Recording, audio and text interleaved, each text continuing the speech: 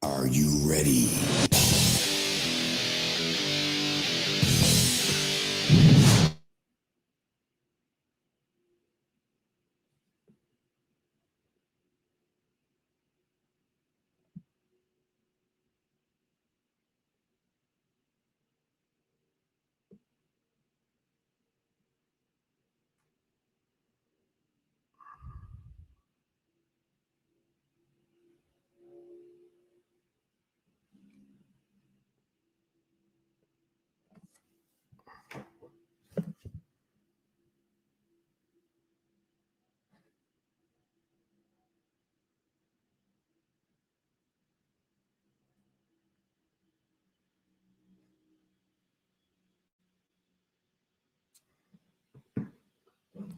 Whoops, sorry, guys. Sorry about that. I know that was brutal. I know that was tough to watch. Everybody, I know that was tough. I know it was difficult. I know it was painful. Get off the bridge. I know you guys probably forgot, but yes, we can lose games. We can. It can happen.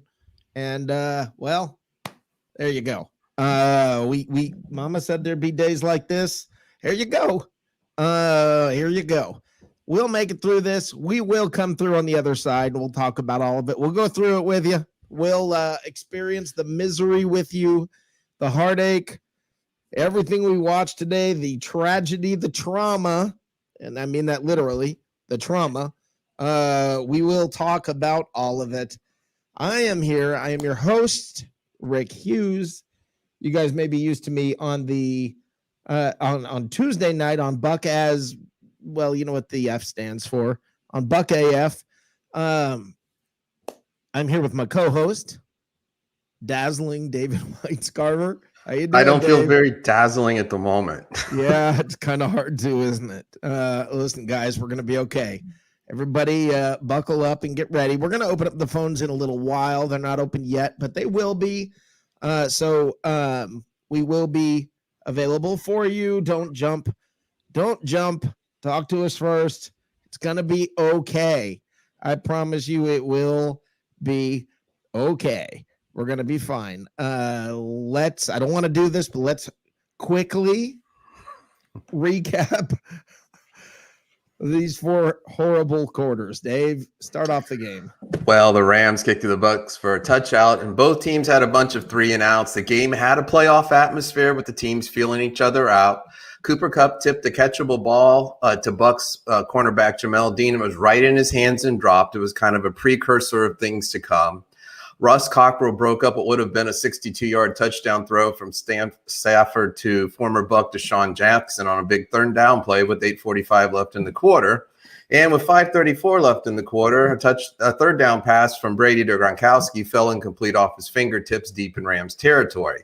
Jamal Dean left with an injury at the 3:36 mark, was replaced by Ross Cockrell, and he did not return. Tight end Tyler Higbee fumbled on the Bucs 39 after a short reception. Left tackle Andrew Whitworth recovered the fumble for the Rams with 2:28 left in the quarter. The quarter ended with Rams driving on the Bucs 24, and your first quarter score was the Los Angeles Rams 0 and the Tampa Bay Bucs 0. Okay, the Rams finished their first drive of the second quarter with a short reception, capping off a 95-yard drive for a touchdown. The Bucs offense awakened briefly on their next drive. They answered with 7 of their own, tying the game at 7 on a short run. Yes, I said run by Chris Godwin. That was Brady's longest drive as a Buck. It was 15 plays, 76 yards, 8 minutes and 19 seconds. But the Rams returned immediately in just 3 minutes and 12 seconds with a 10-play, 75-yard touchdown drive. The Bucs Only had 51 seconds left before the half, which is plenty of time for Tom Brady when he's your quarterback. He did drive them down for a 55-yard field goal attempt that missed by more than 55 yards, I think. It was nowhere close. But so they went into the half. It was ugly, but it was still a game. The Rams were 36-0 or 39-0, depending on who. I guess Johnny Dean had spoken to me, said he thought it was 39-0. 36-0 is the stat I have under McVay when they had a halftime lead. Sean McVay went into halftime looking like he had just won the Super Bowl. Dave? In the third quarter, it was the opposite of the first. The Rams took the opening second half kickoff and scored in less than 1 minute on a 75-yard touchdown pass from Matthew Stafford to former Buc Deshaun Jackson, who torched the Bucs today. Safety Mike Edwards stumbled and lost his footing, to be kind, on the play. Matt Gay converted the extra point to make the score the Rams 21 and Tampa Bay 7. Tampa Bay immediately responded with a 9-play, 75-yard, 4-minute drive that ended with a Tom Brady up-the-middle 1-yard rushing touchdown. This was the 26th rushing touchdown of Brady's career. Ryan Suckup converted the extra point, making the score Rams 21 and Tampa Bay 14. Los Angeles answered right back with another touchdown drive of their own. It was a 7-play, 75-yard drive that took 2.5 minutes. The scoring play was a 10-yard touchdown pass from Matthew Stafford to Cooper Kupp at the right pylon. Score, Rams 28, Tampa Bay 14. And key play was a 40-yard pass completion to former Buc Deshaun Jackson. After a 15-yard Buc punt, that's not a misprint, a 15-yard Buc punt, the Rams drove 7 yards and kicked a 48-yard field goal to make the score, Rams 31 and Tampa Bay 14. Tampa Bay answered with an 8-play, 67-yard drive that ended with a 26-yard Ryan Suckup field goal, making the score Rams 31 and Tampa Bay 17. Rob Gronkowski, who had been injured earlier in the quarter, returned to play on this drive. The third quarter ended with the Rams driving on their own 38. Your end of third quarter score, Los Angeles Rams 31 and the Tampa Bay Buccaneers 17. Wow, guys, there's not a lot to talk about in the fourth quarter, and you'd think there would be because it's normally Brady time, but the Rams scored a field goal, which gave them a 34-17 lead. The Bucs turned it over on downs, and the rest was garbage time. I'm not going to get into it. It was ugly. It was terrible. It was awful. Look, there's three stories that we have. There are three big stories that we have coming away from this game, guys. There's three big stories. Number one, JPP is really important to this defense. Number two, injuries. Man, Sean Murphy Bunting, Jamel Dean, this hurt. Everybody got banged up.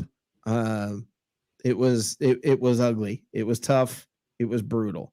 And the last story that I want to talk about tonight is the mistakes. It was the mistakes. It was the penalties on top of penalties on top of penalties, stupid plays, just dumb, unnecessary things by players who don't normally do that. Now, I do want to throw a little bit out here, guys. The one thing I want to point out is last year at this point, we were pretty much in the same situation, okay? Last year at this point, we were pretty much struggling, making a lot of mistakes. We were not looking like a Super Bowl team. So everybody, all I can tell you is it's okay. Now for everybody in who's commenting, by the way, you guys, we are, you can find us on Bucs Report on Facebook and on YouTube and on Twitter and on Sports Talk Florida on Twitter.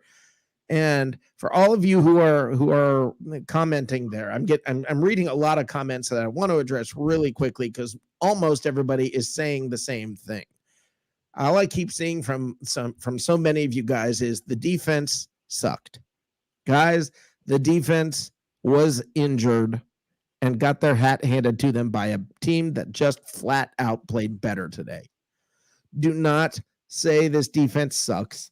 This is the same defense that dismantled and, according to the Chiefs, embarrassed the Chiefs in the Super Bowl.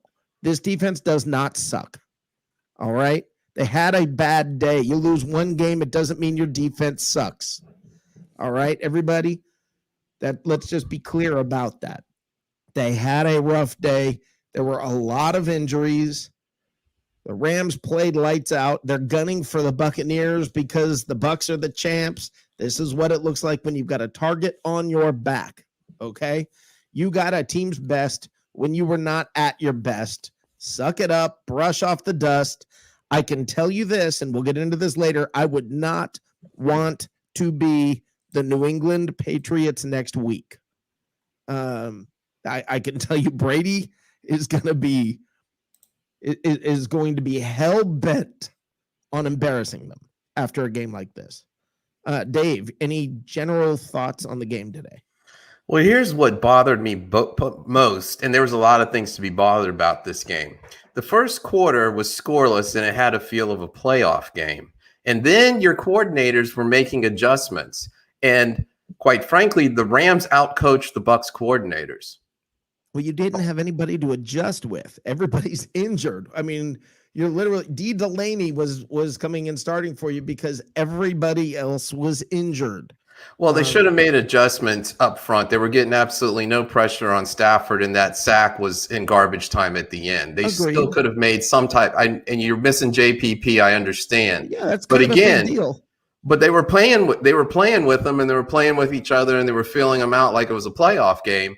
And Todd Bowles did not respond, I thought, with adjustments that were effective at all. In fact, it was the Rams who did.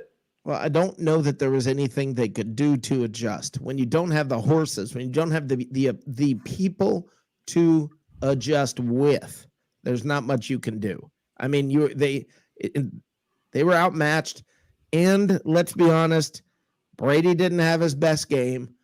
Nobody had their best game. This was not our best game, and let's not freak out. I mean, let's not start firetombrady.com. Let's not go down that road. Let's not freak out and start saying the coaches are terrible. And this is the same coaching staff that just put a Super Bowl trophy in the trophy case in Tampa. So did they get out coached today? They didn't have the horses to coach today. All right. They didn't have JPP, which weakens the line. Behind the line, you didn't have Sean Murphy-Bunting. You didn't have Jamel Dean. I mean, this was a tough day. If they were playing a bad team, it might be different. But here's the deal, guys. It's going to be okay. It's going to be all right. Everybody, I know how you feel. It's depressing to watch. Brought back some old memories, didn't it, folks? I remember some feelings now that I had forgotten for a while. It had been a while. Dave, there was a MASH unit out there. What all do you have on that? Well, it hasn't been like recent weeks. There was a good bit of injuries going on. Before the game even started, just to catch everyone up if you missed it, Antonio Brown's out with COVID. It takes 2 negative tests at least 24 hours apart. I'm looking forward to next week. Will he be available then? Jason Pierre-Paul, as we've already mentioned, he was out with hand and shoulder injuries. Returner Jaden Mickens was out with an abdominal injury. Jaylon Darden filled in for him. And Jamal Dean, we've already discussed it, left the field with a knee injury in the first quarter and did not return.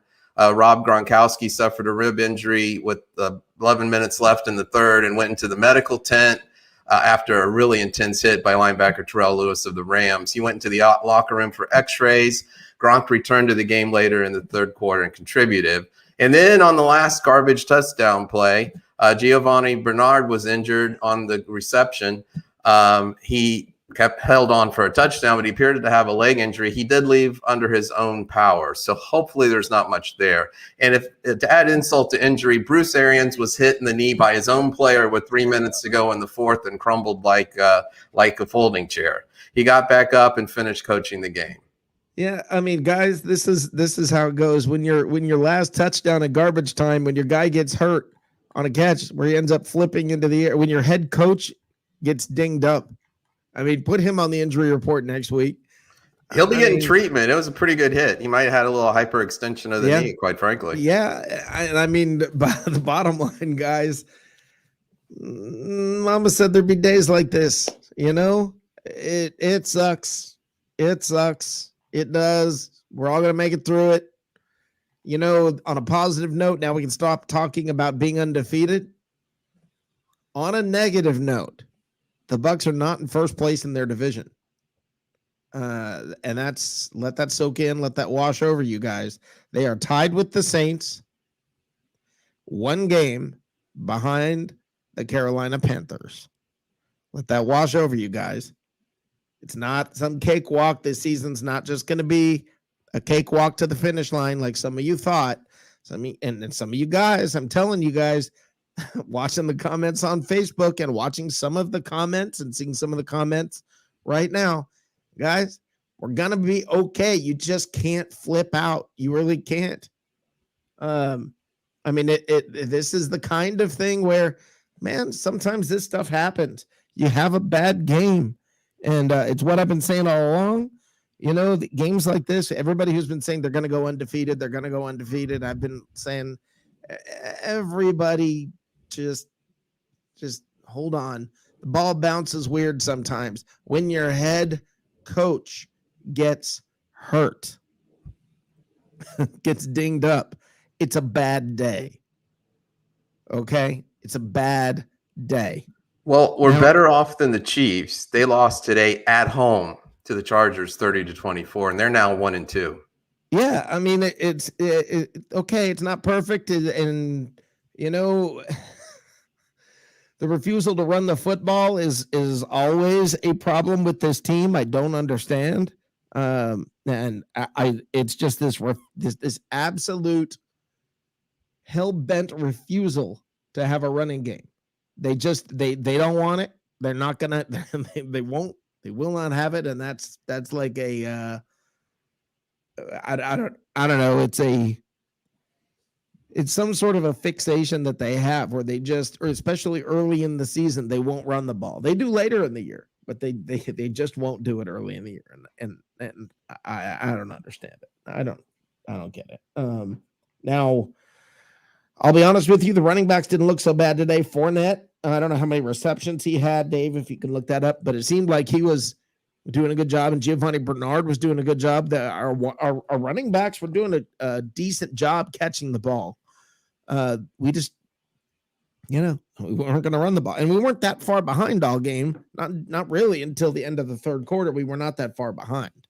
So Ronald Jones had 5 carries for 11. As a team, they had 13 for 35. And on the receiving end, you had Leonard Fournette. He had 3 receptions for 26. How many did Bernard have? Bernard had 9 for 51 and a touchdown. 9 receptions? On 10 targets. Yeah. So that's 12 receptions from the running backs. So at least that part of the game seems to be improving. That's something we can I guess look at. All right, here we go, guys. I'm going to do this. I'm going to open it up. Step off the bridge. Give me a call. 678-825-5263. 678-825-5263. I want to hear from you. I want everybody to calm down. We're going to be okay. I promise we're going to be okay. Let's talk about it. I know you guys are out there. I know you're I know you're stressing. I feel it too. I'm disappointed. Games like this, they're hard to watch. They really are hard to watch. It hurts. Brings back some bad memories. Here we go. Hold on. Our first call we have. Caller, who am I speaking with? Is this Matt? Matt? Am I speaking to you, Matt? Huh? Hey, Matt. Can you hear me? Yes, I can now. How you doing? I'm good. I got over it. Okay, you're off the bridge. You're. I got some text messages during the game from you. I was a little worried. Yeah, that was ugly, but you have to put it in perspective. We're 2 out of 3, which is a 660 average, which would be better than anybody in the Hall of Fame for baseball. So we're doing good there. And if we beat New England, which we probably will, then we'll be 3-1 for the first quarter of the season. Yep. Which is as good or better than we were last year. And if you do that 4 times, you're going to be in the playoffs. Well, and this is a tough little stretch that the Bucs have faced. I mean, it really, if you look forward after next week, things get a little easier. I mean, not completely. Don't get me wrong. I'm not saying, listen, I don't care who you're playing. I don't care what team it is. You play the Jacksonville Jaguars. It's not going to be easy. They're going to get punched in the face, especially when you're the champ. So repeating is hard. Today, you see why. Well, and that's what a lot of people. You know me. I've been playing 17-3 all year. I haven't been talking about the 20-0. Right. A lot of people, and the reason is you need to lose games so you get better. Yeah. And that's a learning experience. So I think you mentioned it a minute ago that Brady's probably going to look at this and, New England's going to pay the price for what happened this weekend. And I think that's true. So I just look forward. I feel bad that Coach Arians had got a knee bonk by a helmet. by friendly fire. He is, but the dude is pretty limber for an older guy. He fell right down and bounced right back up again. Yeah. But he was walking it off like a good football player would. Yeah. I think it's going to be purple tomorrow. Yeah, I think so too. I think he'll be sore. I think there's going to be a lot of sore players on this team. Gronk's going to be real sore. What's that? Gronk will be real sore. Yeah, Gronk's going to be hurt. Gronk is my biggest concern, to be honest with you. I think he cracked a rib or two, and I think he came back in with a Toradol shot. And yeah, he was running slower. His timing was off. So I think he was requested aid from the training people and tried to go back in. Well, I'm not sure if it's ribs or back. I'm not certain which one, which one it is. But one way or the other, he was hurting. He got hit. He got hit hard. That was in the area where you're going to get the rib cage broken. Yeah. The guy came up under his armpit. So, yeah, that looked bad. And Bernard's injury at the end looked bad. I don't know what happened to him because they cut away to, the game is over for down. We don't care. Right. But he did walk off. He hurt his knee. He walked off under his own power. Jesus, there was somebody in a basement somewhere with a bunch of hookah pipes, incense going everywhere, right. Black lights, lava lamps going off, doing a voodoo ritual. That's what happened today. No, they got their butt kicked by a team. There were a lot of injuries. That's what happened. I mean, it really came down to that. There were a lot of injuries, and what are you gonna do? I mean, look, the NFL season it's a long season, and some games go like this, guys. What are you gonna do? Some games go like this. It is what it is. It's going to bring a lot of people back down to earth about expectations, but it's a long season. Yeah, I agree. I agree. We're going to be fine. So, I just want you to know that I wasn't crawling up the bridge. We don't have one here in Oklahoma, really. The one nearest to me, you can jump off of because they do it all afternoon. I was a little worried. I was concerned for you, Matt. But hey, life goes on. You move forward, and next week on to the Patriots. But this week we still do have to New England. Yeah, we still have to digest this. We still gotta suck it up and deal with it. I mean, right. Well, I'm gonna let somebody else get on the line here. I'm sure you got other callers besides my loud mouth, so I'll get off here for today and talk to you later in the week, I guess, on one of your other shows. Yeah. All right. You got it, man. Right. You got it. Thanks, see you later, Matt. Yeah, it's good to hear from you. Later. Yep, Matt, come on back if you want to, but that is Matt from Oklahoma City. Matt is part of the Miscreants. You'll see their show on Bucs Report on Saturday nights at 9:00. So, all right, we've got how you doing, Keith? Hi, Keith. Are we doing today?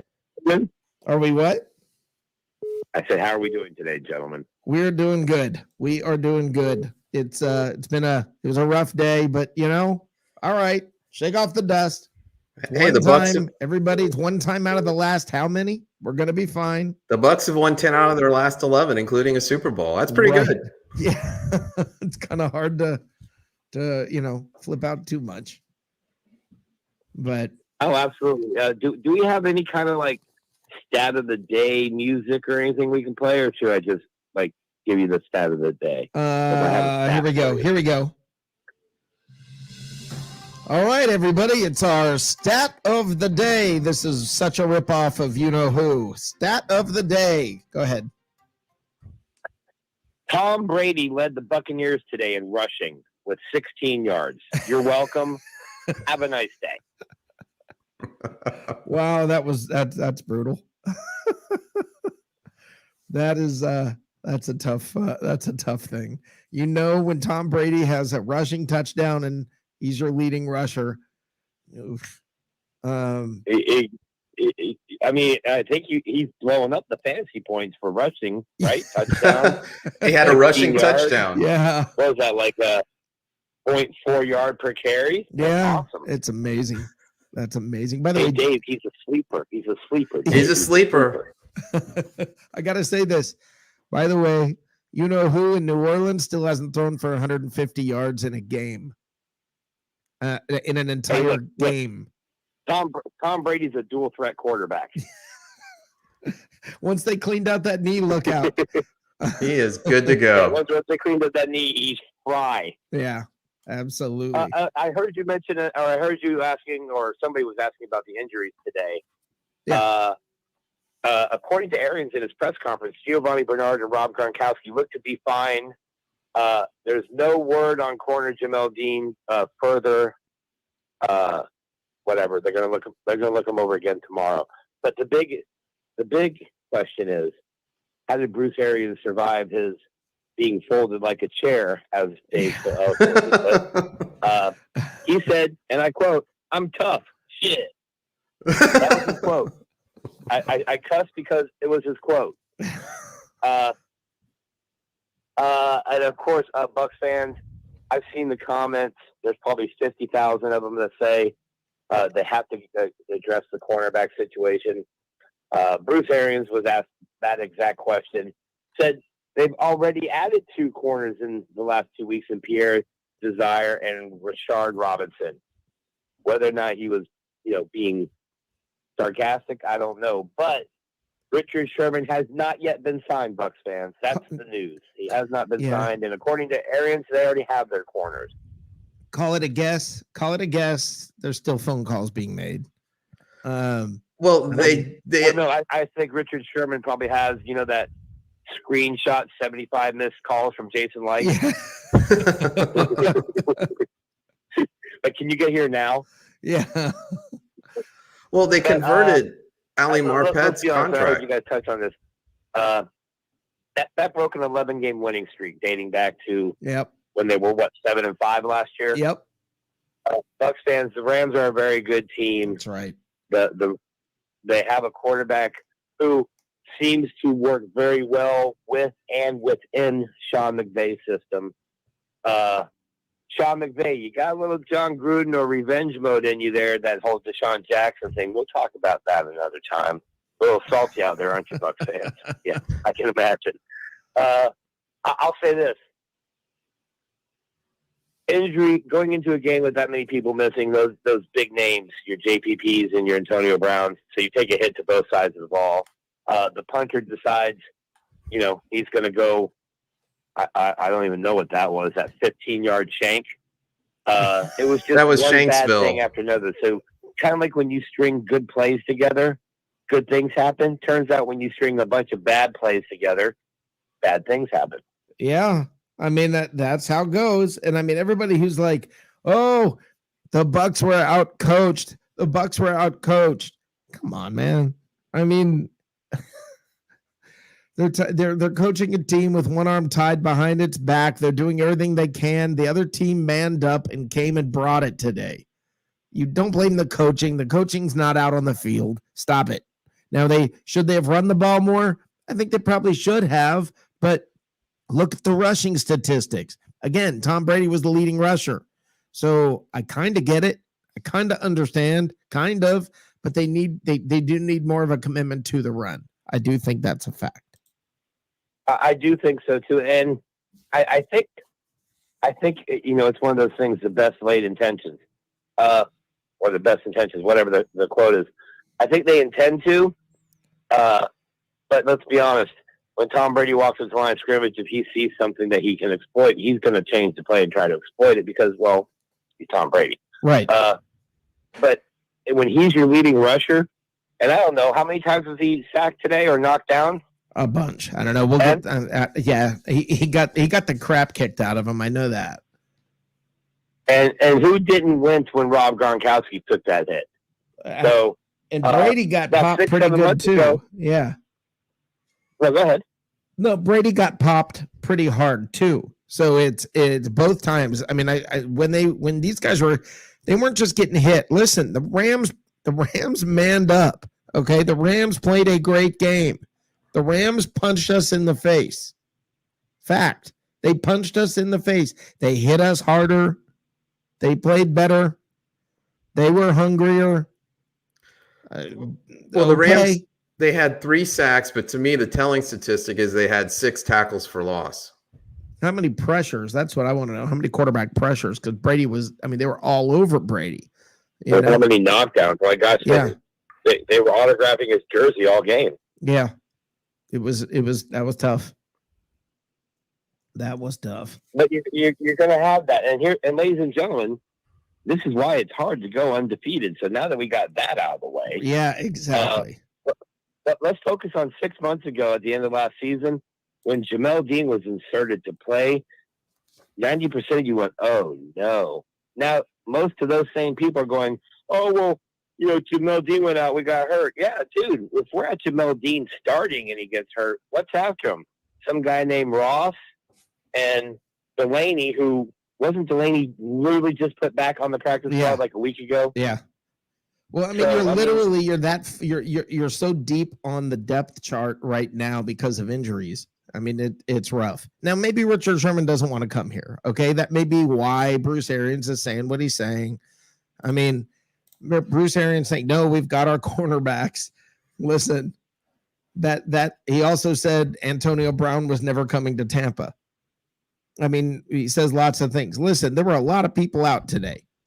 We played one of the best teams in the NFL, and we were missing JPP, Antonio Brown, Sean Murphy Bunting, very early, Jamel Dean. I mean, they were dropping like flies all over the place. And then you sit there and go, oh, my God, they beat us. Well, okay, they did. It doesn't mean we sucked. The answer is not always that your team did bad. Sometimes the other team just played really good. And, we got to suck it up and live with it, guys. Hurts to lose, doesn't it? Let's not do it again. That's how I feel. Well, Greg Allman reported that they converted Ali Marpet's contract from a guaranteed roster to a guaranteed roster bonus and adding 2 years void years to his deal. Right. The bottom line is that created $4 million in cap space for 2021, not for the future, but for this year. So going back to like when Arians said, no, Antonio Brown's not coming here, and he did, they freed up $4 million in cap space, which could be Richard Sherman or someone else, or they're just keeping it under their hat as the season progresses. But you got to figure with the glaring need that they have right now, they're looking to address it in some way, shape, or form. I mean, would it be fair to say they have 2 glaring needs in the fact that it doesn't seem like any of the running backs have a spark aside from Gio Bernard, who looked like he almost got knocked out for the year. I don't know. Of course, the defensive backs. Fournette had 9 receptions. They didn't ask him. Yeah, I mean, and thank God he's finally catching the ball. I mean, we're talking about trying to make a run game here and be balanced. And my God, that was horrible. Well, yeah, that part is they've got to run the ball more. I mean, I hear you. When you go down by 7, it doesn't mean you got to throw the ball. But I don't know. Tom Brady had more rushing yards than the team had a total rushing attempts, huh? Yes. Tom Brady had more rushing yards than the team had. I mean, It's a terrifying, it's a terrifying day when that happens. So, I mean, it was a bad game. You know, I mean, when you have a bad game, when the other team outplays you, it's going to make your coaches look bad. It's going to make your quarterback look bad. It's going to make everybody look bad. And that's what happened. It's okay. On a bright note, before I jump off and go hit the other press conferences. Yes. I'm sorry to interrupt you, sir. Tom Brady threw for 432 yards.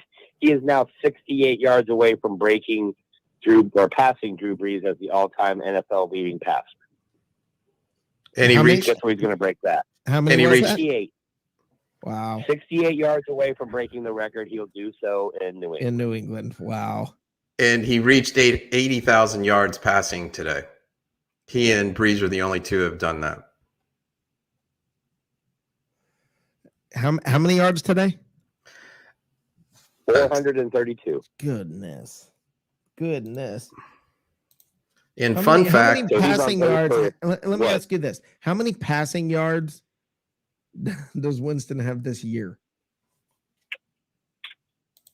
Not 432, I don't think. I don't know. He hasn't thrown for 150 in a game. no, he So threw for 128 today. Right. 2 touchdowns and no interceptions, but it was only for 128. And they brought in Taysom Hill to run for one of their touchdowns.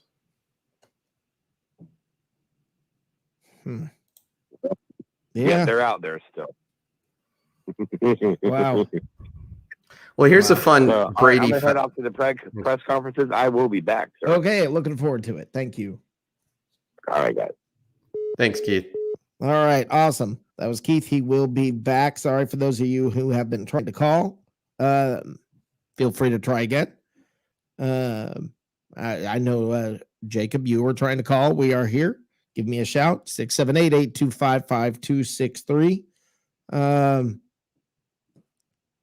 Looking forward to hearing from you guys. It was rough. This was brutal. This was rough. Dave, what do you got around the NFC South? Well, I did want to mention a fun Brady fact. He played in his 45th different stadium in his career today. Hold on. We got a call coming in. Hey, Jacob, how you doing? Yo, what's up, man? Hey, bro. I figured you knew I was gonna call in. I figured you knew I was watching this game closely. You gotta jump on it. Yeah, wow. The Bucs lost one game. You're a Jets fan. Come on. No. I don't want to talk about that. I'm not. I don't want. Listen. I said it. The Bucs are still contenders. No, that's not changing. I'm not changing my opinion on that. They could still just as easily win the Super Bowl. They just played a game where, and I heard you talking about it, but man, it's the first 2 weeks of, and I understand this team started 7-5 last year, but we're seeing a lot of that same bad play calling from also weeks 1 and 2. When the fact that they finally played, a real team with an elite offense, elite defense, and elite coaching, it kind of came back to haunt them. And I think that this is going to be a learning point and kind of a building point for the Bucs going forward to be like, all right, well, now we kind of need to get our stuff together and start to win and then start to get back to that point that we were at the last however many games where we won, Exactly. We got a really bad connection. I don't know what's going on. Your phone's killing me. All right, hold on. Let me fix it and call back. Okay. All right. Yeah, I'm not sure what was going on there, but I don't know if that was loud for you, but that I heard it too. So yeah. It was a bad connection. Sorry about that. But he'll call back and we'll go forward from there. But yeah, guys, I mean, it's Jacob's not wrong. This was bad play calling and Jacob's not wrong in the things that he's saying. And this coaching staff is not immune to criticism. Okay, they deserve it. They got punched in the face. They deserve the credit for what they did last year, but they deserve the criticism for what happened today, along with the realization that there were a lot of injuries. And I mean, it goes like it goes. I mean, okay, I see a comment on Facebook by Tim Witherspoon who says that even Suck Up missed a field goal today. Yeah, it was a 55-yarder, would have been the longest of his career. But he missed it by seriously, he missed it by 20 yards. I mean, when Pinion's got a 15-yard punt, Suck Up misses a field goal by 20 yards. Bruce Arians gets dinged up.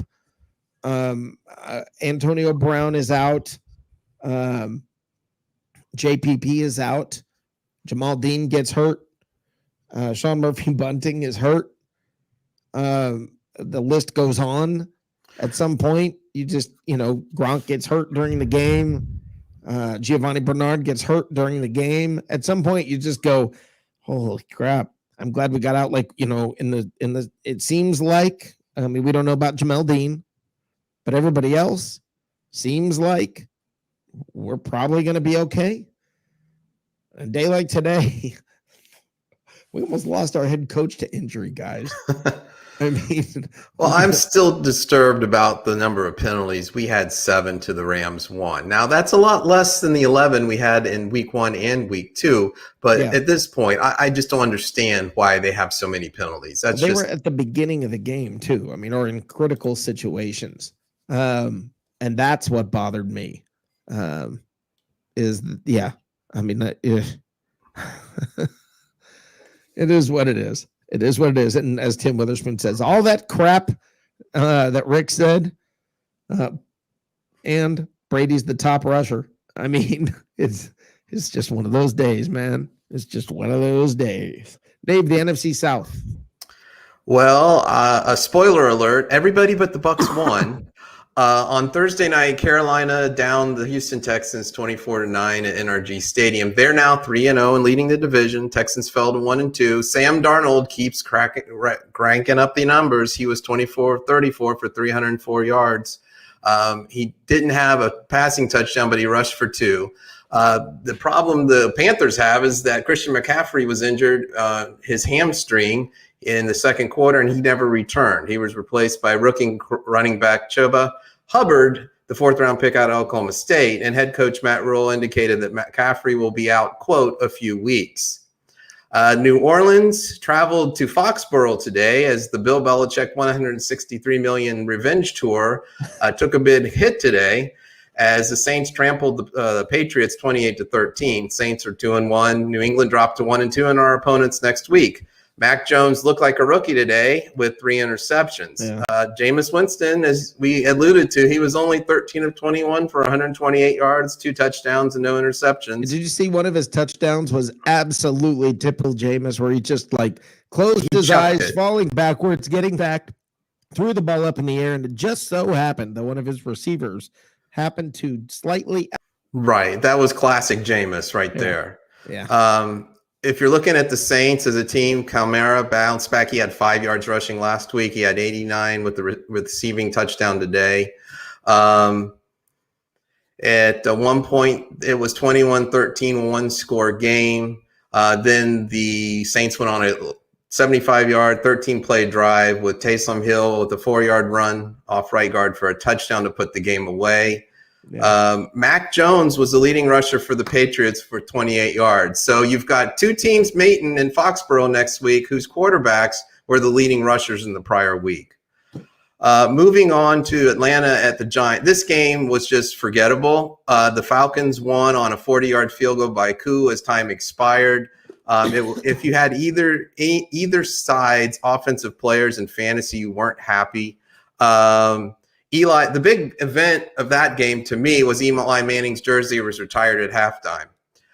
Matt Ryan was 27 of 36 for 243 and 2 touchdowns. Mike Davis only 12 rushes for 50. Daniel Jones only had 266 yards. And Saquon Barkley only had 51 for a touchdown. Anyway, a very forgettable game, but the Falcons are on the board, and they did win and are 1-2, defeating the Giants on a last-second field goal. And that's the trip around the NFC South. The Bucs are 1 game up on the Falcons. They're tied with the Saints and a game behind the Panthers. This is going to be a dogfight, folks. I don't think we're going to cruise into the playoffs as division winners. Stop talking about the number 1 seed before the season starts. There's a lot of football to be played. Let's see what happens. They'll get it all worked out. I'm confident of that. But yeah, that's reality. Hey, folks, reality's sort of setting in a little bit, isn't it?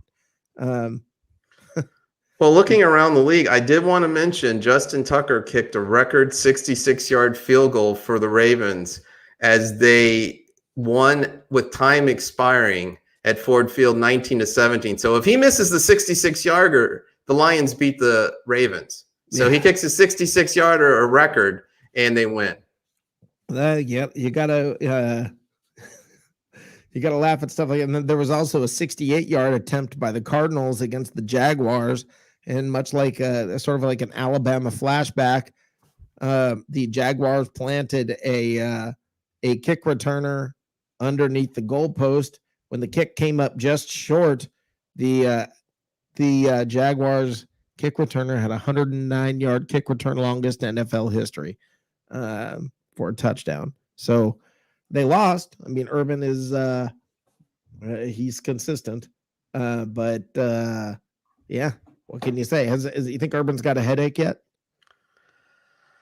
Urban, we've had this discussion. I remember when he was at Ohio State, and I saw a spot on one of the sports shows, and I remember getting done thinking he is the last coach from college that should ever be in the NFL. He has an in-your-face drill sergeant, my way or the highway style, and that just doesn't work when you have rosters full of players that make more money than you. And I never thought he'd be successful in the pros. I never thought he'd try. I was kind of shocked that he did. And I really don't know how long he can last. He's probably by midseason, he'll have lost more games than he did in a decade coaching college football. Yeah. Well, I mean, and guys, I want y'all to understand, everybody's gunning for the Bucs. Okay. We are going to get everybody's best. And on a day like today, when the Buccaneers are not at their best, because of injuries, because of a lot of reasons. Maybe they just didn't play as well. Maybe there are a lot of reasons. Traveling to the West Coast, a lot of injuries. It wasn't one thing. It wasn't two things. It was a whole handful or more of things that went down. And then even in the game, the ball kept bouncing the wrong way. Like I said, you get another injury with Jamal Dean. You get another. I mean, even the coach gets dinged. It's just. Guys, when you are going to get everybody else's best, this is why it's so hard to repeat. This is why Tom Brady didn't do it all the time, didn't repeat all the time, although he's the last guy to do it. All right, this is going to be a rough road. It's going to be tough. It's going to be a dogfight, and everybody needs to understand that. It's not going to be easy. I think a lot of fans felt like it was just going to be easy. They were going to cruise into this. This season was going to be spectacular. It was going to be, people talking maybe undefeated. It's fun to think about. It's fun to look at. It's fun to say, hey, wow, maybe this stuff can happen. Well, now everybody, let's all simmer down. Let's all wrap our minds around the fact that we are in a dogfight. We need to win the division. We need to win the division. Playoffs are not guaranteed, folks. Playoffs are not guaranteed. Everybody who thinks this is going to be a cakewalk, you're wrong. The playoffs are not guaranteed. And you run into a few games in a row where there are injuries like this, you think that doesn't affect you? Ask the San Francisco 49ers. See how that works. Good teams all of a sudden look really bad. Listen, the difference between the really good teams and the really bad teams is a lot less than you think. So well, again, the Chiefs are 1-2, and they lost at home today, not on the road. And I don't believe that they have an injury problem. Yeah. So how are you feeling, Chief fans out there? And what are you thinking if you're Andy Reid, who I believe went to the hospital after that game for precautionary reasons? Yeah, Andy Reid got taken to the hospital from the locker room. He addressed the team and then was taken to the hospital. Apparently he's okay. But they're 1-2, guys. No baby goat talk. I haven't heard that term in a while. Everybody, it's not easy when you're the guy. This makes what happened in New England so incredible, because for a decade and a half at least, everybody gunned for them, and Now you see what it's like. Imagine this. For 15 years, Tom Brady has been the guy that they're gunning for. I mean, I'm terrified. Can you imagine what it would feel like to drop back behind any offensive line with those guys, Aaron Donald and company, coming at you full speed, ready to knock your head off? And they're motivated big time. You're the guy they want as a trophy. Tom Brady's done it for 15 plus years. So, I mean, at some point, you just look at a game like today and you go, they got us. They got us. They made us look bad. Yeah, we had injuries. Yeah, it was tough. Yeah, that happened. But you know what? We got beat by a better team today. They punched us in the mouth. They outplayed us in pretty much every way. Their quarterback outplayed ours. I wouldn't count on that week after week after week, but their quarterback outplayed ours today. What do you think is going to happen next week? Okay. I mean, you think Brady's going to be focused and on fire and ready to go when he steps on the field in New England? I would not want to be a Patriots fan. How do you think the Patriot fans are going to react? Well, they'll cheer him at first. I think he'll get more cheers than people realize. I heard a conversation today where someone was asking, oh, is he going to get booed? Is he going to get booed once the game starts? Is he going to get booed? No. I think that guy is revered. I mean, if Tom Brady won another Super Bowl or two in Tampa, and then the Bucs decided they wanted to let him go because they wanted to, I don't know, start Trask because he's looked so great for years in practice. So they decide they're going to start Trask. Brady goes on to somewhere else, and Brady comes back after winning 2 or 3 Super Bowls in Tampa. You think they're going to boo him? Not a freaking chance. Not a chance. That guy walks on water in Boston. Now it's Boston. You may get boos, but it would be a friendly thing. I can tell you that. There's that guy. That guy is revered. That guy is absolutely revered in that town. He's earned every bit of it. So, yeah, I gotta give him a little bit of slack. Knowing, guys, look,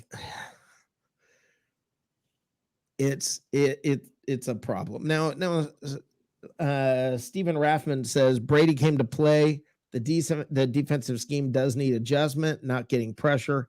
Needed to compete against the pressure needed to compete against most competent quarterbacks. Yes, that's true. But I think that the loss of JPP is a very big deal. We've seen it in the past when that guy is out and then he returns. The defense is different. I'm sorry, but that's a big guy to lose. That's a big man to lose off of your line and then just be like, how come they're not playing like they were? Well, you lost JPP. Don't underestimate that, guys. Do not underestimate that. And let me say this. Tyler Johnson,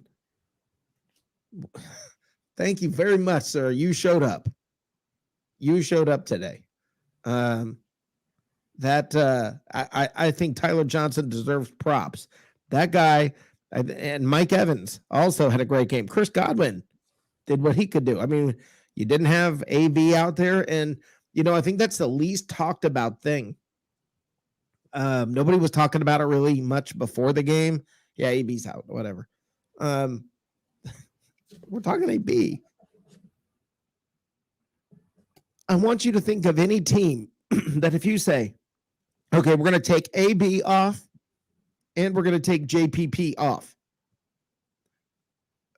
how's it going to affect them? Okay, so you saw an effect.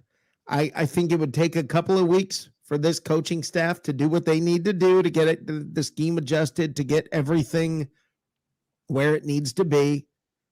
But I think that when you don't have JPP and AB, it's going to affect your game plan, the one you're used to running. Now all of a sudden adjustments need to be made. Well, when you're making adjustments, it takes a while. It takes a while.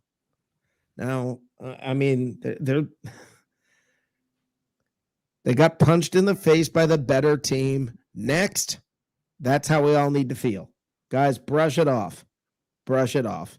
It's going to be okay. It's going to be okay. Dave, any major fantasy news out there? Fantasy news.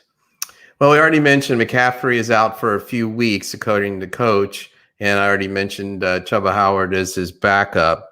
A person you may want to pick when I look at, or not pick necessarily, but take a look at.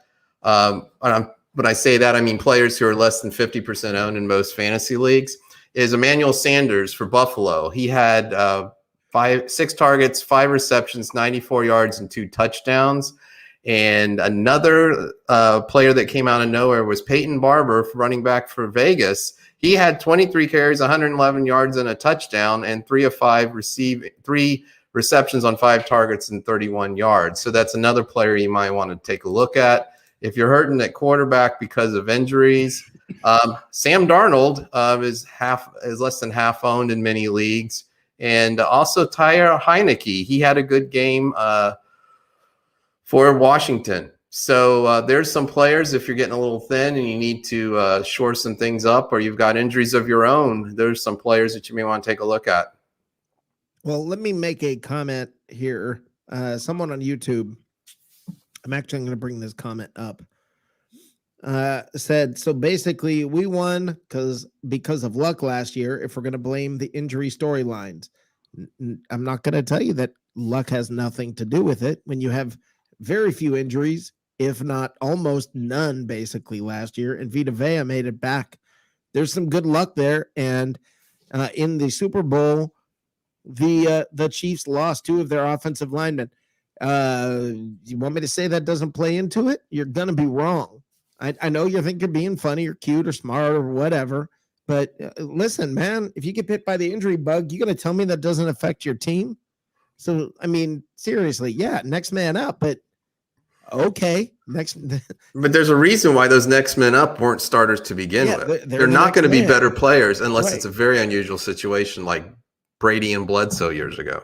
Right. So, I mean, okay, next, do I think that it's because of luck? No, of course not. Of course not. But do I think there's ever an element of luck in a game with a ball that's not round? Yes. I do think there's an element of luck that gets involved. Do I think the Bucs are lucky? Let me tell you how the Bucs are lucky. And I want to be very straight with you, and I want you to look yourself in the mirror and suck this up and deal with it. Okay? Are the Bucs lucky? The Bucs got Tom Brady and Gronkowski and AB and this other embarrassment of riches. Are we lucky? I feel pretty freaking lucky. I don't know about you, but I do feel pretty lucky. All right, let's bring Todd in. Love Todd Robertson calling. How you doing, Todd from Winter Park? Hey, Rick. How you doing? David, how you doing, brother? Great, Todd. Good to hear from you. Yes, sir. All right, Todd. Listen, I've got a couple of comments, Rick and Dave, and then maybe a question or two, and then I'll get off here because I know you got other people wanting to get on here as well. What you got? Excuse me. I heard you talking about not having Antonio Brown and Jason Pierre-Paul. Listen, those guys are former Pro Bowl material. Yeah. I mean, we lost 2 key players on our team today, and I'm not making excuses. Nope, you're right. I give the Rams a lot of credit today. They beat us. Yep. They beat us today. Yep. Do I think they're better than us? No. I agree. But they got us today. Okay. Yeah. And we might see them down the road. Looking forward to it. And I hope we do. Looking forward to it. We owe them big time. Yep. They beat us last year in a close game. Yep. The other comment is we got guys back there, corners and safeties that are practice squad players that are trying, but when you have practice squad players back there, you're gonna get burned. And I heard Bruce Arians' press conference about communication. They were not communicating when the Sean Jackson got wide open on that play. There was a miscommunication, obviously, on that play. And we've got to get better back there. And I tell you what else we got to get better at that we did last year, we're not doing this year. And I think it will get better with the coaches. We got great coaches over there. What's that? Well, we got to get pressure. And when you get pressure, it makes the cornerback and safeties' jobs a lot easier when you're getting pressure on that quarterback. But how much harder is that? We're without not getting JPP? a lot of pressure. These first 3 games, we have not gotten a lot of pressure on any of these quarterbacks. Yeah, agreed. And I remember this from last year. For some reason, early we did this same thing, and I don't know why, but like you're not seeing Shaq Barrett flying in. You're not seeing all of that. I think what happened today, I think part of the reason, and everybody I think needs to understand this, part of the reason Shaq Barrett's not flying behind the line of scrimmage or Devin White is they're trying to drop back into coverage to help with those guys that are not experienced, that are back there, the new guys. So you're ending up with everybody's playing out of position. You're playing a different game. They're trying to compensate for the new guys, for the guys that don't have the experience, that don't have the ability. And I'm sorry if you think I'm saying that, oh no, our number 2s are not as good as our number 1s. Well, they're number 2s. So, that happens. Okay. It does. And I'm not blaming them. I mean, they're out there trying. Yes. They're learning, and it's going to be a learning experience for those guys. They're going to learn the hard way. Yeah. And not saying that they can't get better, because I think they can, but I do believe, and here's my question to both of you, I believe we need to bring in Richard Sherman. Well, Richard Sherman, let me say this. Richard Sherman is not the old Richard Sherman. Okay, so let's all understand that he's not a panacea that's going to fix everything. Okay, this is I understand that. Yeah, this is an older guy. Here's what I will say. They need depth. They need help in the secondary. That's a fact. They need experience. They need experience because we just talked about it. Yeah. We got practice squad guys back there that are getting burned, and it's really not their fault. Yeah, they're in the game, and they're learning as that game is going on, and they learn like I say they learn the hard way today. I mean, and again, we need some. I don't know. Richard Sherman isn't the Richard Sherman, 5 years ago, right? But he brings experience, and maybe he can help some of these young guys that are the practice squad players. Yeah. I mean, I think you're right. Let me put it this way: they do need something. Whether Richard Sherman wants to come or not, it's another story. He'd be a nice to have when it comes to depth, but that's not the same guy that used to be there. You know what would be really nice? Let's get Sean Murphy Bunting back. Let's get our guys back. That would be nice. I don't know when. I'd like, maybe this week we'll get a little update on SMB. Hopefully we'll get the right move. Christopher Cole on Facebook said, "In Light, I trust." And I agree with that. Jason Light is going to make the right decision. And as Fred Swayze Moore said on Facebook, calm down. 19-1 isn't bad. So, no. Listen. I believe in our. Listen, Rick. I've been a fan since we came into the league in '76. Yes, sir. I believe in our team. Yes, sir. I believe in our team. We had a bad day today. Yep. And like I said a while ago, the Rams got us today. But do I think the Rams are better than us? No way. Right. Agreed. No way. Add AB and JPP. Add AB and JPP in this, and it's a whole different ball game. Was it just I me? think so. I said, those are Pro Bowl type players, right? And they've been there and they've done that. So, I had one more. I lost my train of thought. I had one more quick question or comment. I can't remember.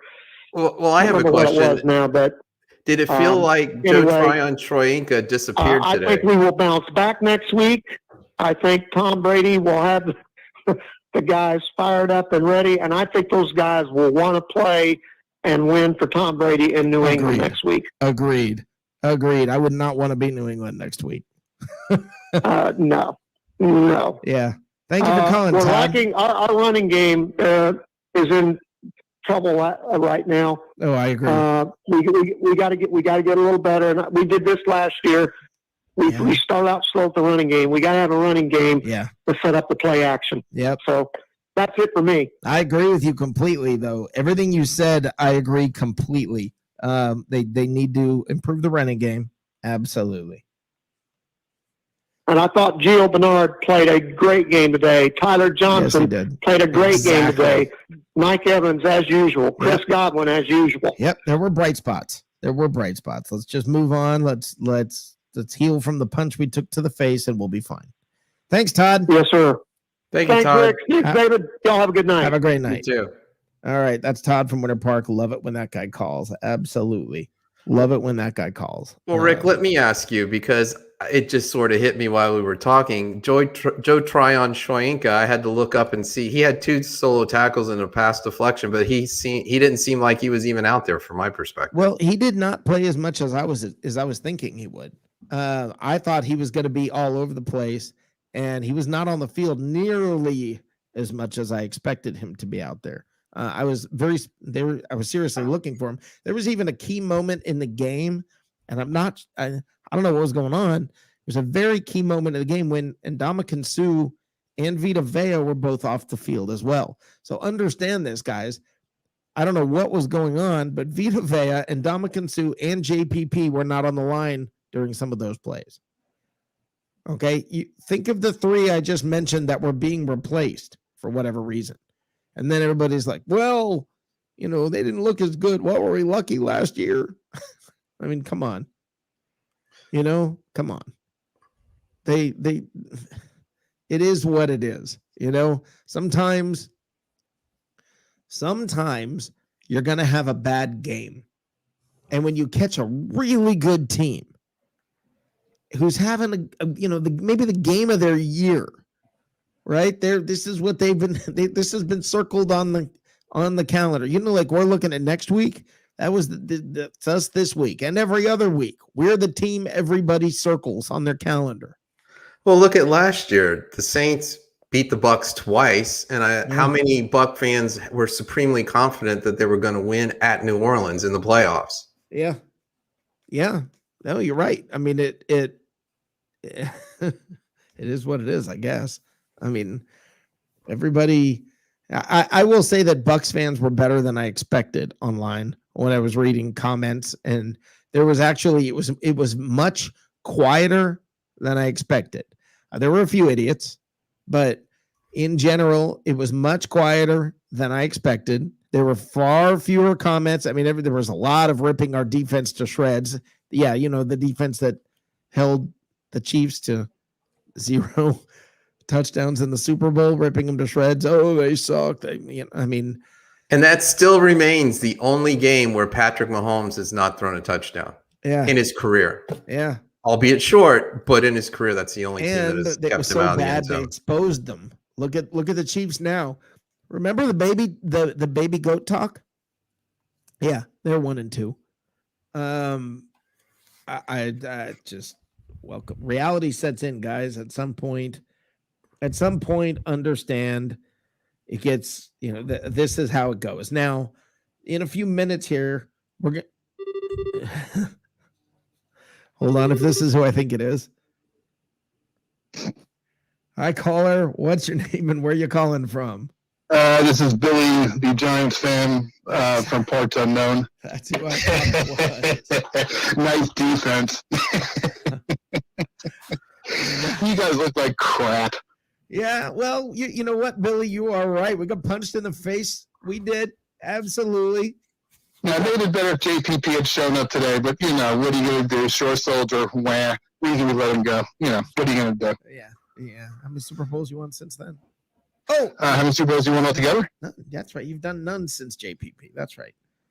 Okay. Yeah. Yeah. No, How'd I'll that give Falcon you game credit. go to? You don't win in 20 years. Okay, be proud. Be proud. Well, you Hey, Billy, You're how did that correct. Falcon game go today? I'm sorry, say it again. Seriously, I hear your question. What's that? How'd that Falcon game go today at home?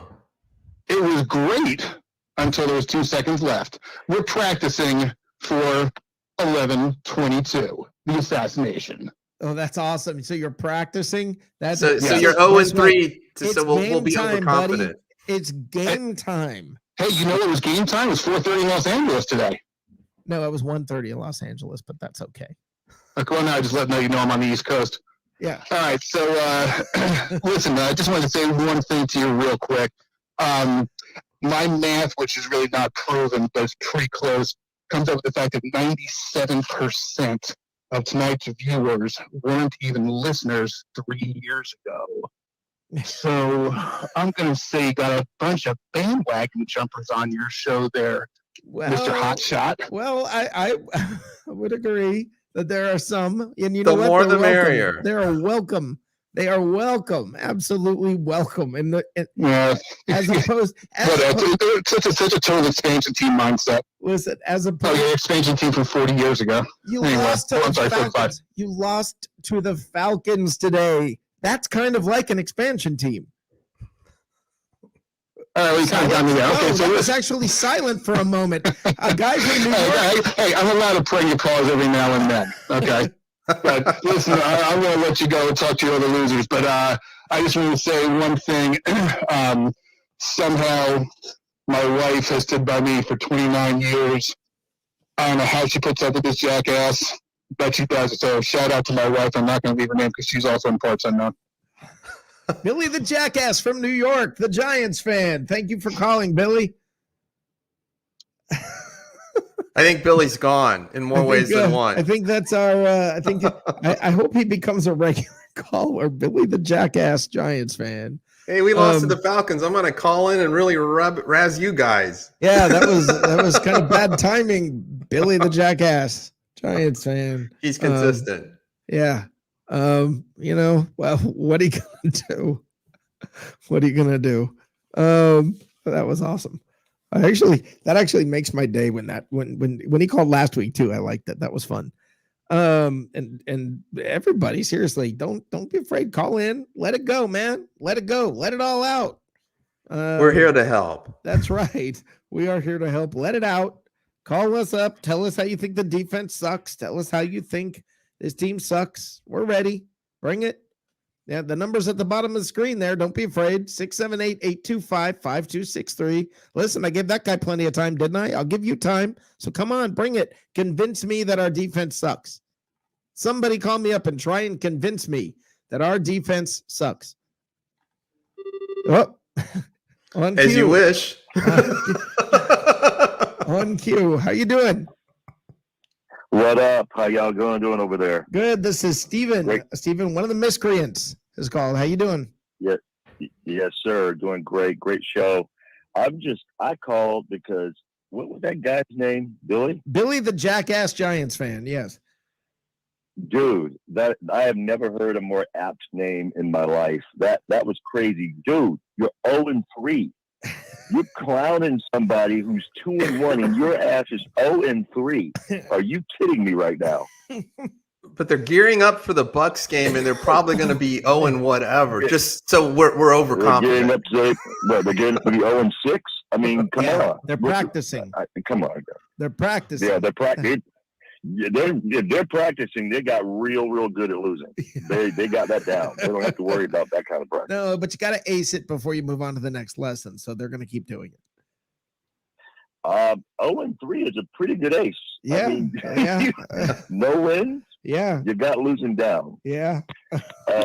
No, I just wanted to say I love the show's growing great, guys, and I love Tim. He's a great caller. You and I probably agree on this, Rick. I love to hear what Dave thinks. I am not, and maybe I'm in the minority, I am not a fan of Richard Sherman coming here for all the reasons you either listed or attempted to list. But like, he's older. He's not the same guy. I'm sure he has an enormous amount of knowledge, but there's two things we know about Richard Sherman. He has some, shall we say, issues, personality issues. We'll put it that way. Yeah, anger management issues. I'll put it that way. So did AB. And I'm not. Yeah, but AB, the difference between AB and I had this discussion with someone else. In fact, the difference between AB and Richard Sherman is, and yeah, you're right about that. AB was, I mean, he was doing some serious clown behavior at one point. But the difference between the two is AB has an enormous amount of reverence for Tom Brady. So that if anybody could get that guy to rein in, it was that guy. Yeah. Richard Sherman holds no such affinity, not even close. And so I'm not sure. I think all the things people said about the kind of cancer AB was supposed to be in the locker room would actually be true about Richard Sherman. Now, Stephen, I know you're asked Dave's my main opinion. reason for not wanting him. Yeah, I know you asked for Dave's opinion. And Dave, you can take it in just a second. I want to ask one thing of you, Stephen. I want to ask you Sure. this. Would you rather have Dee Delaney back there or Richard Sherman? Okay, if you're going to put it that way. Well, that's what we're talking. That's what I mean. Let me jump in real quick. I'm with you. In all honesty, I would rather have Delaney because at least he can learn. You know what I mean? His first time out, he's off the practice squad, didn't know what the heck he was doing.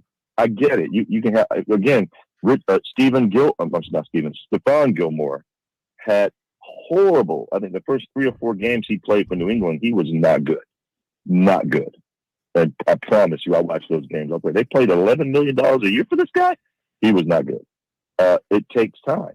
And here's his first time out there. So I would rather have Richard Sherman because I'm much more interested. I mean, I would rather have Delaney because I'm much more interested in a cohesive locker room than I am having somebody who used to be able to run people down but can't do it anymore. Because Richard Sherman gets a lot of holding penalties. He gets a lot of holding penalties because he holds a lot. And that's just how it is. Well, so, I'd rather stick with Delaney. All right. My take on Richard Sherman is he has personal issues, no doubt, and that could be a distraction. But from my understanding in Seattle and in the 49ers, he has not been a cancer in the locker room, is considered a good guy as far as a teammate goes. What it comes down to is evaluating Richard Sherman. Is what he's got left in the tank, is that better or worse than what you already have on your roster? And if you conclude it's better, I'd take a shot at him. Excellent. That's exactly right, Dave. That was a great point, Dave. I cannot argue that. Yeah. That was a very good point. Yeah. All right. Excellent, Dave. That's why you're here, Dave. Absolutely phenomenal. I appreciate it. Stephen, thank you for calling. Thank you, guys. Great job on the show again. Continue listening. Have a great night. Have a good one. Thank you, Stephen. All right. Awesome. Great point, Dave. You could not have answered that better. That was awesome. To me, the story, like I said, injuries, mistakes, guys who were out, all of that plays into this. Gronk is okay. I think. I'm not sure. He's going to be hurt tomorrow, but I think he's okay. Cameron Brate flashed like Cameron Brate. And there was an O.J. Howard sighting. That's probably the most exciting news of the whole day. There was an O.J. Howard sighting. I was like, wait, what? O.J. Howard, and he looked good. I mean, he did. He was only out there for one play, I think. But, I mean. One catch for 11 yards on one target. Can't do much better than that if that's the only target you get. Yeah, you get one shot, you catch it. And Cam Brate driving for the goal line on that touchdown drive was, man, he wasn't kidding.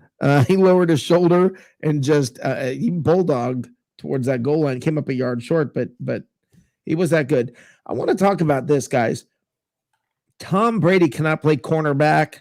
Tom Brady cannot pressure the opposing quarterback. There are things Tom Brady cannot do. And the rest of the team has to step up and do.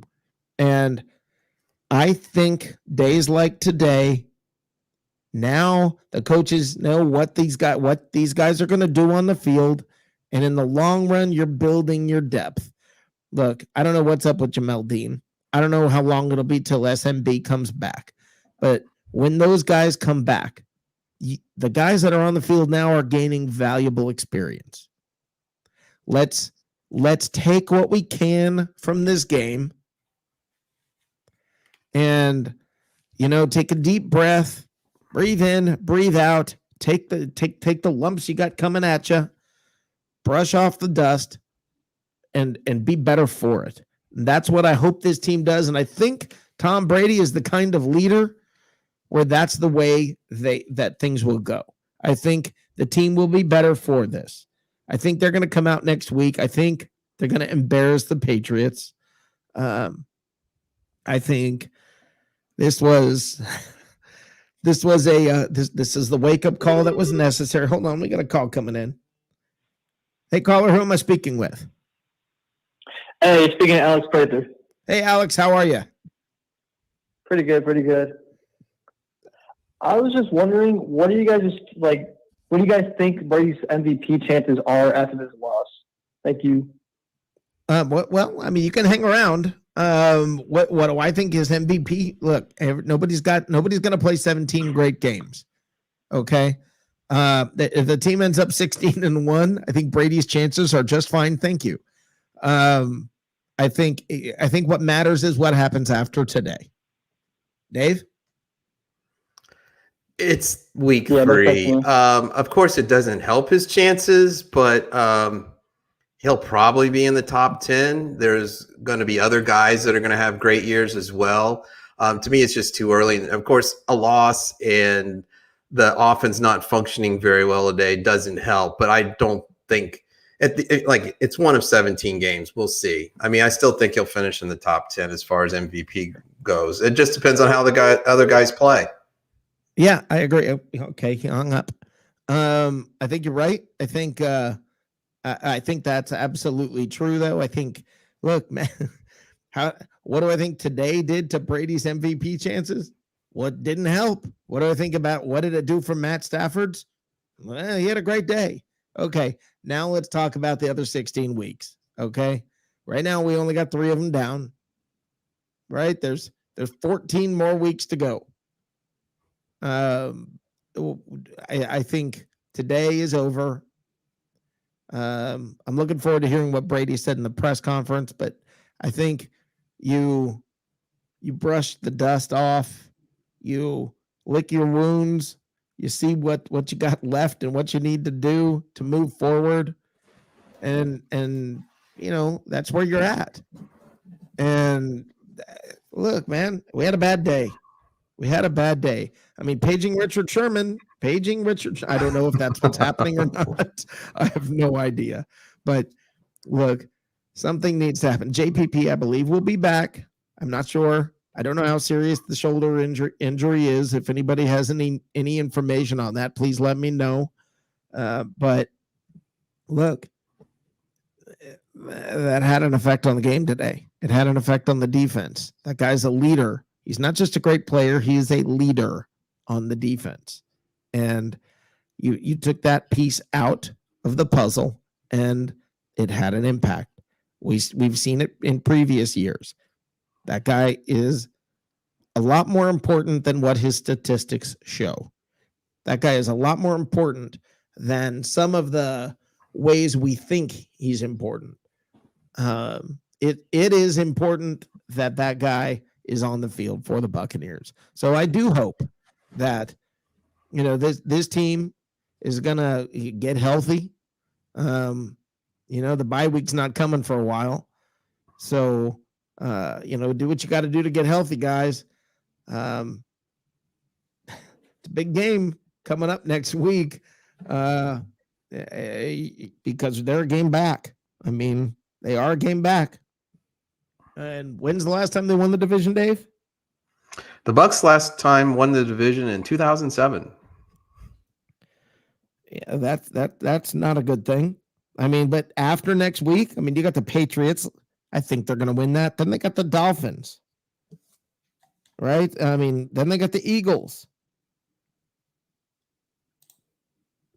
It just seems like, at least for a couple weeks, then they got the Bears. Seems like, it's easier than the Rams. I'll put it that way. It's easier than the Rams. So we'll see what happens. But, there's a process, guys. It's a process. The season is a process. You're not going to look good for 17 weeks, most likely. There's going to be some dings. There's going to be some things that happen where you got to deal with it. But, let's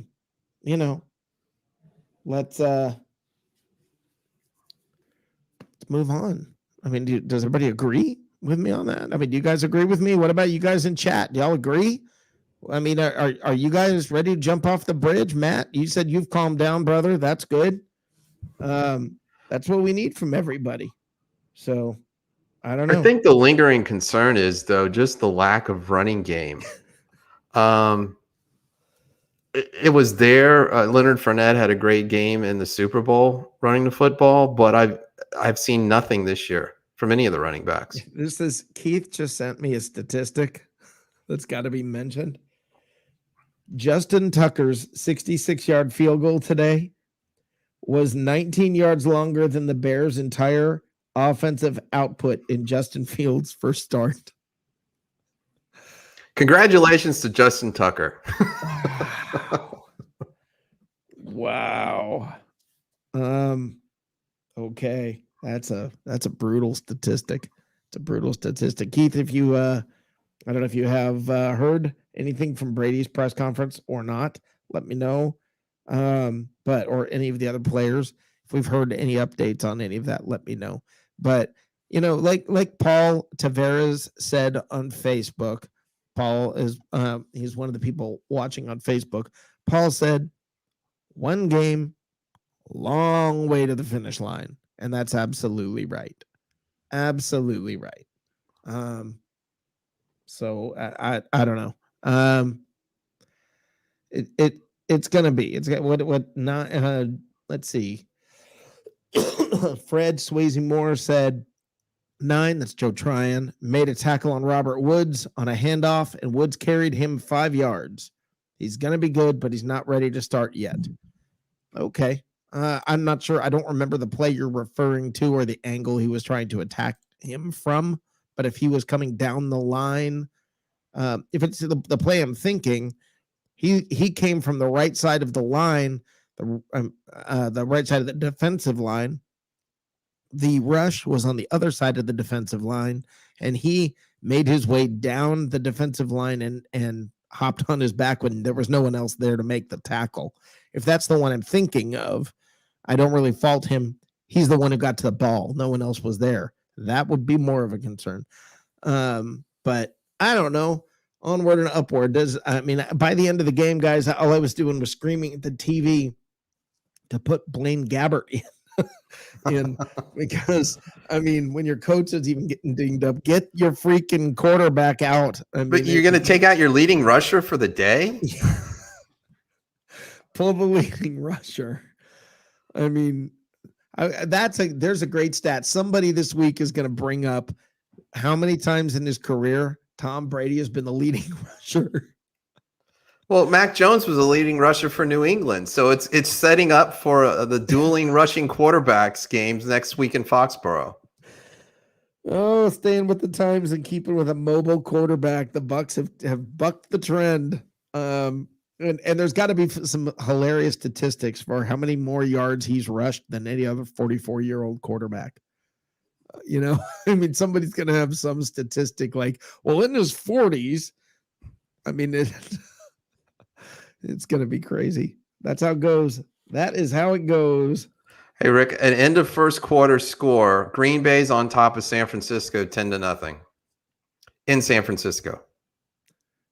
Everybody freaking out over Green Bay's week 1 loss. Where are you now?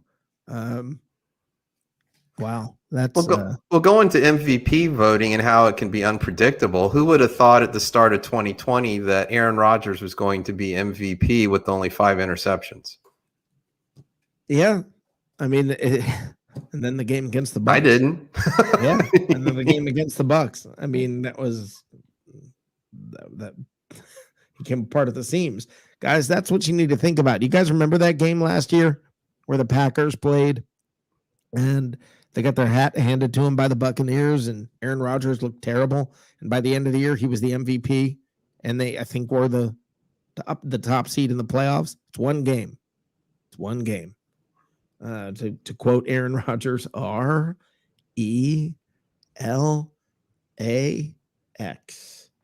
Now, okay, let's go through our surprises and disappointments, Dave.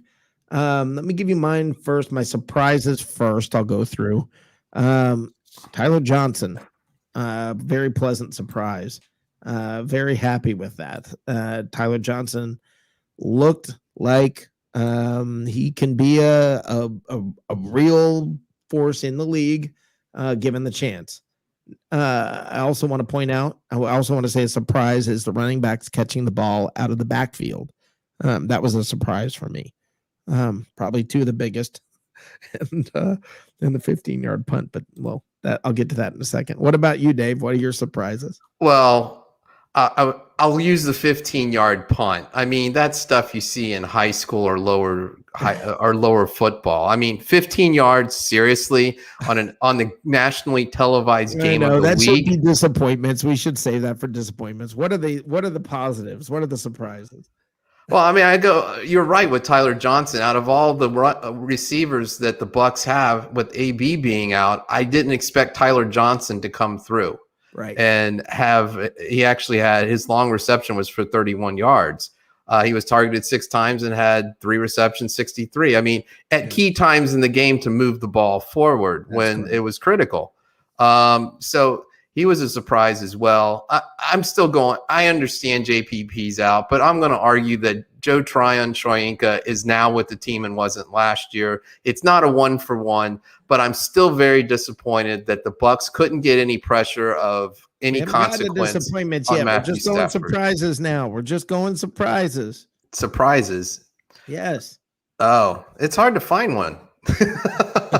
Well, okay, then yeah, there were plenty of disappointments. Let's go ahead and get to them. I'm gonna start off. I'm gonna say Scotty Miller. Is he playing this year? I mean, yeah, he was out there a little bit today. I saw him once or twice, but there was even a play where they needed like 1 or 2 more yards on a reception, and he just started dancing right before instead of just driving for that extra yard or two. And so Scotty Miller this year, he just seems nowhere. I mean, maybe it's the play calling, but I don't know. Certainly a disappointment. I think, I guess, what more disappointment? Were we on disappointments or surprises? Yeah, I'm trying to keep up. Now you can let it go. Oh, okay, because disappointments. Yeah, the kicking, the punting, I just thought the Bucs got punched in the mouth, and it took them way too long to even get close to being consistent offensively against the Rams. And I would have expected more. Gronk got injured, and AB is out, but you've got enough players there to make a better run at the Rams than what they did. And I thought that was disappointing. Amen. Yeah. Okay. You're, tell me, what is your, what's your handle on Facebook, Dave, and Twitter? David W. Says on Facebook and Twitter. Okay, David W. Says on Facebook and Twitter, and we have a little segment we do on the post-game show called David W. Says, and it's basically, Dave, get it off your chest, baby, let her rip. What does David W. say? Well, let's take a trip away from LA today to a different place, at least. The topic for today is taunting. The No Fun League is back in full force. During this past offseason, the NFL announced that cracking down on taunting would be emphasized. The new taunting emphasis was evident quickly in the first game of the season between the Cowboys and Bucs. Cowboys defensive lineman Carlos Watkins took a swipe at Bucs center Ryan Jensen's face after an intense blocking exchange. Now Jensen does have a reputation for being a first-rate trash talker. The end result was Watson gets penalized for unnecessary roughness while Jensen gets penalized not for illegal hands to the face, not for a face mask, not for holding, or even for giving him the business, but he gets penalized for taunting. The penalties offset, but the message from the NFL was being set in clear terms regarding taunting. During the 2019 season, a total of 8 penalties were called for the entire season. During the 2020 season, 10 taunting penalties were called, again for the entire season. Through the first 2 weeks of the 2021 season, 11 players have been flagged for taunting. For the first 2 weeks of 2021, there have been more taunting penalties called than what was called during the entire 2020 season. So let's ask ourselves, what does the NFL rulebook actually say about taunting? Taunting comes under the unsportsmanlike section of the NFL rulebook and is defined as, quote, using baiting or taunting acts or words that may engender ill will between teams, close quote. Seriously? That's it? May engender ill will between teams? Football, by its very nature, creates ill will between teams. Football is an aggressive, physical, and intense game with at times brutal injuries. Football is when you have incredible athletes in each other's face and physically smacking each other around for 3 or more hours straight. The taunting rule is as clear as mud as to where the line is drawn. Now, this is not to be confused with excessive celebrations, which is a topic for another day. The taunting rule is ambiguous enough so the league can instruct the officials to turn up and turn down the volume on taunting. However, with a hefty 15-yard penalty attached to taunting, do we really want games being decided or seriously impacted because a player went one syllable too far? Whatever too far is. Seahawks head coach Pete Carroll said on 710 ESPN Seattle, the NFL has, quote, opened up a can of worms that we don't like, close quote. One is hard-pressed to find anyone in favor of the new emphasis on taunting. A lot of this taunting emphasis came as a result of the high-profile Super Bowl so-called taunting by Antoine Winfield with his peace sign directed toward Chiefs wide receiver Tyreek Hill. But what did you expect after Hill's initial peace signs during his 13-reception, 269-yard, and 3-touchdown performance against Tampa Bay on November 29, 2020, when the Chiefs beat the Bucs 27-24? Guess Hill's form of peace was acceptable compared to Winfield's version, huh? Hill and Lamar Jackson flipping in the end zone, that's okay, I suppose. Hill's kind of November 2020 performance creates ill will between teams to begin with before we even get to the peace signs. And was there really any additional ill will created by Winfield with his special brand of peace? Is additional ill will even a problem to begin with? By the way, Winfield's penalty in the Super Bowl was the only unsportsmanlike penalty I ever remember thinking that was totally worth it. At the end of the day, the National Football League's primary mission is to entertain. How about being way more specific in the rulebook as to what is too far on the taunting front and have all taunting penalties be worth 15 yards? Is the running into the kicker and more heavily penalized version of roughing the kicker? Consider that. How about 5 yards for verbal taunting and 15 yards for physical taunting? How about just scrapping the whole taunting vein of penalties to begin with? At the end of the day, David W. says, let the NFL players play, show emotion, and entertain. Keep the fun in the NFL and tone down the taunting emphasis. Awesome. Dave W. says, way to go, Dave. That was awesome. I think I agree completely. And I don't know how many calls there were today. I don't know if the NFL figured it out that people were kind of over it, but there were times that there could have been taunting penalties today and they were not called. So I wonder if they didn't get your message. I wonder if they didn't get the message from fans, get the message from everybody saying, this has got to stop, because you are correct, Dave. The taunting thing was ridiculous. And yeah, it was brought on by Antoine Winfield flashing deuces at Tyreek Hill. But you know what? I honestly think, that you put it perfectly. I can't remember ever saying totally worth it on a taunting call. I always think unsportsmanlike conduct, but literally this was karma. That's what that was. It was literally just throwing back in someone's face what they've been doing to you, and that's ridiculous. So way to do that, Dave. That was awesome. Joseph Bai says in chat, he said, I don't know where we are at in this discussion, but can we talk about the home cooking fumble call? How can a ball that never touched the ground be a fumble? Joseph, lots of times fumbles don't touch the ground. If a running back is running down the field and the ball pops out and somebody else catches it in the air, that's a fumble. A ball does not have to touch the ground for it to be a fumble. Wide receiver catches the ball, is running down the field, ball pops out into somebody else's hand. That's a fumble. And the play today, the key component of that situation was we were less than 2 minutes left in the game. If there's not 2 minutes left in the game, then the ball is where the Bucs went out of bounds. Yeah, but because it was inside 2 minutes, you can't fumble forward. They're trying to prevent that. The reason they do that is because people would get to a point where they're just about to get tackled and they're on their way down and they would just throw the ball forward and hope you got a 50-50 shot at one of your people falling on it. That's literally why they did that. I think it was the Raiders. There was a famous play where they just kept fumbling the ball forward, and that's how they advanced it down the field. And that was ridiculous. And basically you're forward lateraling it. You're just doing it on the ground. So I get it, why that's a rule. It is what it is. There's reasons for it that I actually agree with. So I got to kind of shrug my shoulders on this one and go, okay.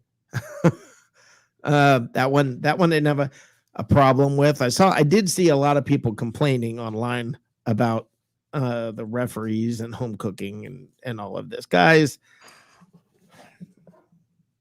we've got to stop it as Buccaneers fans crying and saying we're not getting treated with respect. That's something like Giants fans do.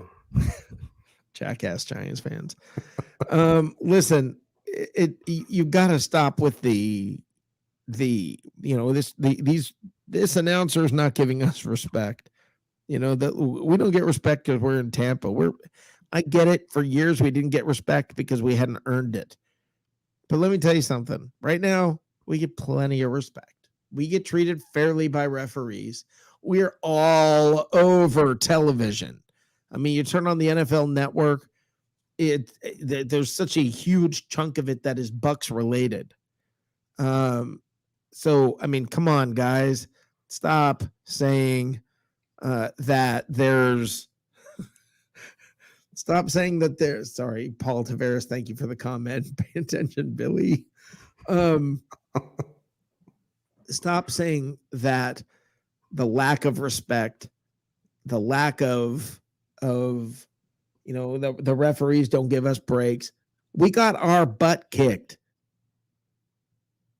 Joseph, we got to just suck it up and deal with it. And it's not the refs, man. There was no home cooking. It was a fumble. Brady his arm was not moving forward. It was a fumble. The problem wasn't that Brady wasn't moving his arm forward and the guy pulled it out of the air. The problem was that our offensive line didn't block. That was the problem. Let's not blame the referees, blame the offensive line on that play. There was a short period during the game when Tom Brady had no time at all, and he was getting his butt kicked. So let's move on beyond that. Let's recognize they gave us enough respect for us to win the freaking championship last year. When everybody thought Patrick Mahomes is the NFL's like little child that, they love Patrick Mahomes, and yeah, they're 1-2 now. Okay, so maybe not. All right, and this is what I hear all the time. Oh, they're just going to give Patrick Mahomes all the breaks. They're going to whatever. Well, apparently not. And let's all wish, by the way, let's all wish nothing but the best for oh my gosh, I just went blank on his name, but Andy Reid. Yes.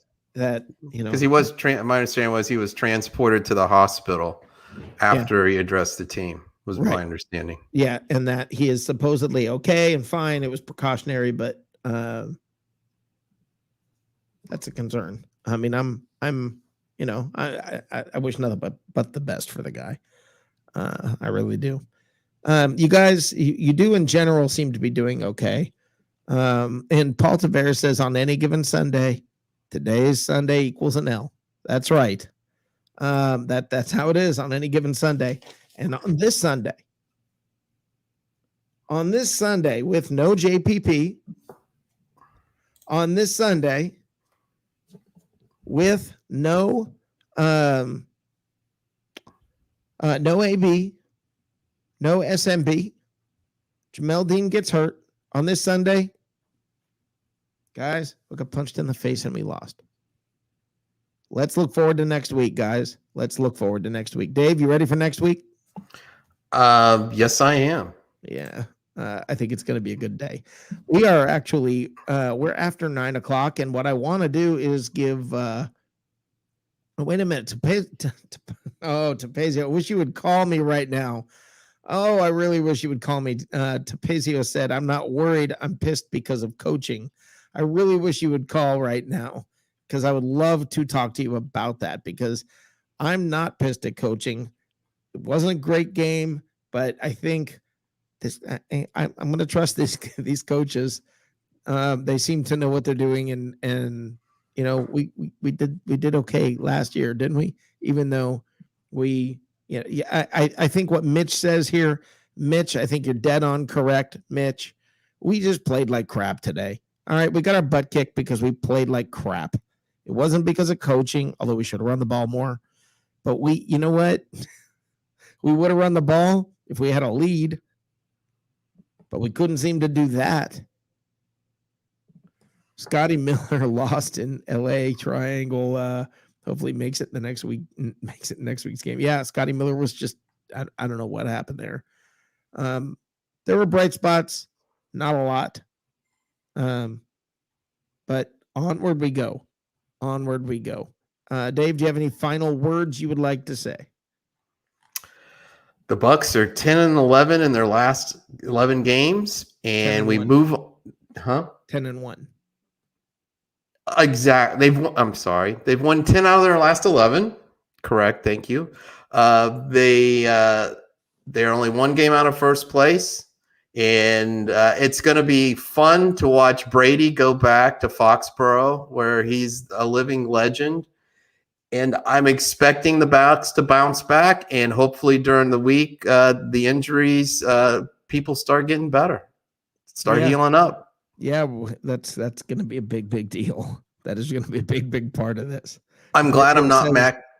And by the way, look for AB to have a big game next week if he's back, because remember his experience. The Patriots cut him at the first sign of trouble, and he was not happy about that. So you got both Brady and AB wanting to make a point next week. To Tapazio, who says the Rams scored first because of coaching schemes. Look, man, what do you want? Perfection? Okay. Yeah, they held them scoreless in the first quarter. All right. They ended up with that many points. The players didn't show up, guys. It's not the coaching. The players didn't show up.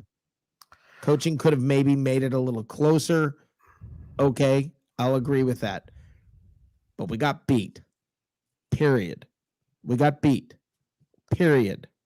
It's okay. This week, this one time, we got beat.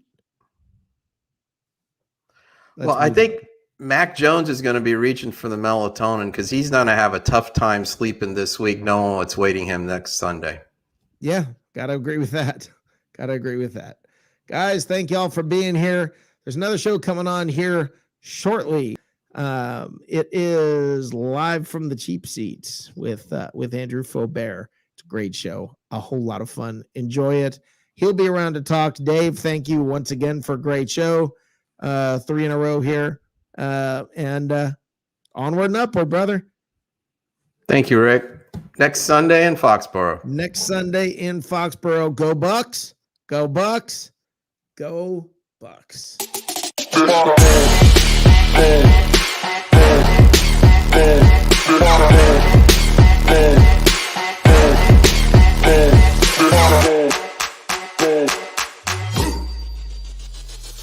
Got confidence,